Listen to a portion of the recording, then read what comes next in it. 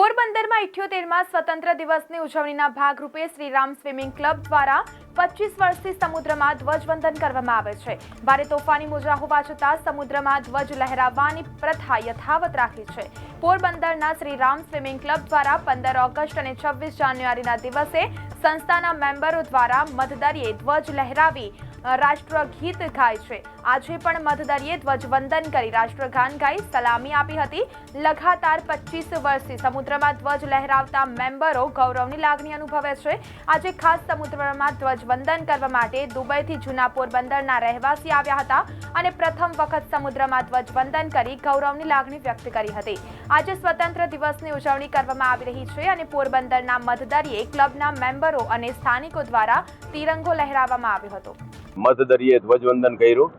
છેલ્લા 25 વર્ષથી આ ધ્વજવંદનનો 26મી જાન્યુઆરી અને 15મી ઓગસ્ટના ધ્વજવંદનનો કાર્યક્રમ મધદરિયે યોજવામાં આવે છે। આજે આપ જોઈ રહ્યા છે કે દરિયો રફ છે ચોમાસાના લીધે, તો પણ બધા શ્રીરામ સ્વિમિંગ ક્લબના તરવૈયા, એમાં બાળકો, બહેનો અને ભાઈઓ બધાએ અંદર જઈ અને મધદરિયે ધ્વજવંદન કર્યું।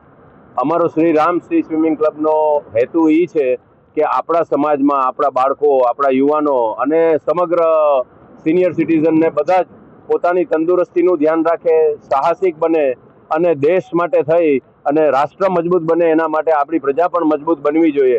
આ હેતુને સર કરવા માટે થઈ અને તરણ સ્પર્ધાનું પણ આયોજન કરીએ છીએ અને આ ધ્વજવંદનનું પણ આયોજન કરતા રહીએ છીએ। આ મારો પહેલો એક્સપિરિયન્સ છે ઓશનમાં, કારણ કે પહેલાં તો હું સ્વિમિંગ પુલમાં જ કરતી, પણ આજે પહેલી વાર મને થયું કે આજે છે ઓગસ્ટ 15 તો આપણે જઈએ અને નવો એક્સપિરિયન્સ ટ્રાય કરીએ, તો મને બહુ જ મજા આવી અને આઈ થિંક હું પાછું આ શ્યોરલી કરીશ। હું દુબઈથી આવેલી છું અને અમારો અત્યારે હોલિડેઝ છે, તો અહીંયા અમે નવો એક્સપિરિયન્સ ટ્રાય કરવા માટે અહીંયા આવ્યા।